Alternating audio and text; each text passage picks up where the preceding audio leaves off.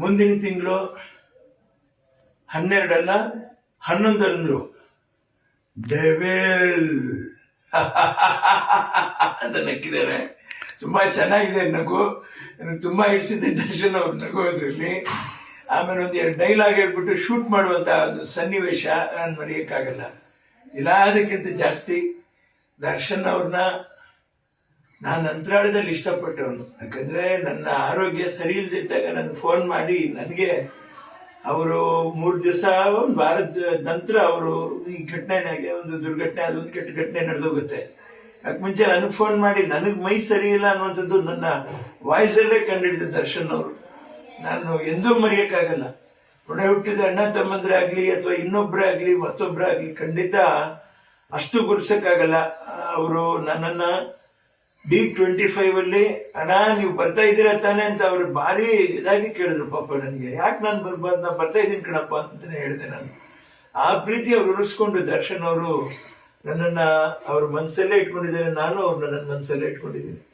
ನನ್ನ ತಾಯಿಯವರು ಕೂಡ ಇವತ್ತಿಗೂ ಹೇಳ್ತಾ ಇದ್ದೀನಿ, ಎಂದೂ ದರ್ಶನ ನೀನು ಕೈ ಬಿಡಬಾರ್ದು ಅಂತಂದ್ರೆ. ದರ್ಶನ ನಾನು ಕೈ ಬಿಡೋದು, ನಾನು ಇಟ್ಕೊಳ್ಳೋದಕ್ಕಿಂತ ಜಾಸ್ತಿ ದರ್ಶನ್ ಅವರ ಅಭಿಮಾನಿಗಳು ಅವ್ರನ್ನ ಯಾವತ್ತೂ ಕೈ ಬಿಟ್ಟಿಲ್ಲ. ನಿಜವಾಗ್ಲೂ ನನಗೆ ದ್ವಾರಕೀಶ್ ಅವರು ನೀವೇ ನನ್ನ ತಾಯಿ ತಂದೆ ಎಂದು ಬಂದೆ ಇಲ್ಲಿಗೆ ಅಂತ ಹೇಳ್ಬಿಟ್ಟು ಹಾಡು ಬರೆದ್ರು. ನಿಜವಾಗ್ಲೂ ಅಭಿಮಾನಿಗಳೇ ದರ್ಶನ್ ಅವ್ರಿಗೆ ತಾಯಿ ತಂದೆ ಆಗಿರ್ತಾರೆ. ಅವರು ಯಾವತ್ತೂ ದರ್ಶನ್ ಅವ್ರನ್ನ ಕೈ ಬಿಡಲ್ಲ. ಅದು ನನಗೆ ಚೆನ್ನಾಗಿ ಗೊತ್ತು. ನಾನು ಹೇಳಿ ದರ್ಶನ್ ಅವ್ರಿಗೆ ಒಂದು ಪ್ರಮೋಷನ್ ಕೊಡಬೇಕು ಅನ್ನುವಂಥ ವ್ಯಕ್ತಿತ್ವವನ್ನು ಯಾವುದು ನನ್ನ ಹತ್ರ ಇದೆಯೋ ಅದು ನನಗೆ ಗೊತ್ತಿಲ್ಲ. ಆದರೆ ದರ್ಶನ್ ಅವ್ರಿಗೆ ಪ್ರಮೋಷನ್ ಕೊಡದಿರೇ ಜನ ಅವ್ರಿಗೆ ಪ್ರಮೋಷನ್ ಕೊಟ್ಟು ಜನನೇ ಅವ್ರನ್ನ ಈ ಚಿತ್ರನ ಅಪಾರವಾದ ಅಭೂತಪೂರ್ವವಾದ ಒಂದು ಯಶಸ್ಸನ್ನ ಗಳಿಸಿ ಇಡೀ ಕರ್ನಾಟಕ ಅಲ್ಲ, ಇಡೀ ಭಾರತ ದೇಶ ಅಲ್ಲ, ಇಡೀ ವಿಶ್ವನೇ ತಲೆ ಎತ್ತಿ ವಾಪಸ್ ತಿರುಗಿ ನೋಡ್ಬೇಕು.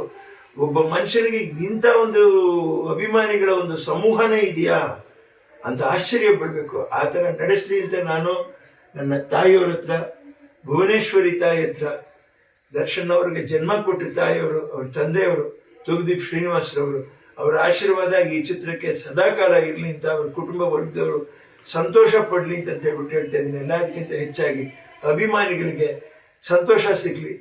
ನೊಂದು ಹೊರಗಡೆ ಇರಬೇಕಾಗಿತ್ತು ನಮ್ಮ ದರ್ಶನ್ ಅವರು. ನೊಂದು ಪಾಪ ಕಾರಾಗೃಹದಲ್ಲಿದ್ದಾರೆ. ತುಂಬಾ ನೋವಾಗುತ್ತೆ ಮನಸ್ಸಿಗೆ. ದರ್ಶನ್ ನಮ್ಮ ಜೊತೆಗೆ ಇಲ್ವಲ್ಲ, ಕಷ್ಟ ಆಗುತ್ತೆ ಮನಸ್ಸಿಗೆ. ಒಳ್ಳೇದಾಗ್ಬೇಕಾಯಪ್ಪ, ದೇವ್ರು ಒಳ್ಳೇದು ಮಾಡ್ತಾರೆ ಅನ್ನೋ ನಂಬಿಕೆ. ಇಲ್ಲಾಂದ್ರೆ ದೇವರೇ ಇಲ್ಲ ಅಂತ ಹೇಳ್ತೀನಿ ನಾನು. ದರ್ಶನ್ ಒಳ್ಳೇದಾಗ್ಬೇಕಾಯಪ್ಪ, ಒಳ್ಳೇದಾಗ್ಲಿ. ಸಿರಿಗನ್ನಡಂ ಗೆಲ್ಗೆ, ಸಿರಿಗನ್ನಡಂ ಬಾಳ್ಗೆ. ಜೈ ಕರ್ನಾಟಕ. ನಮಸ್ಕಾರ.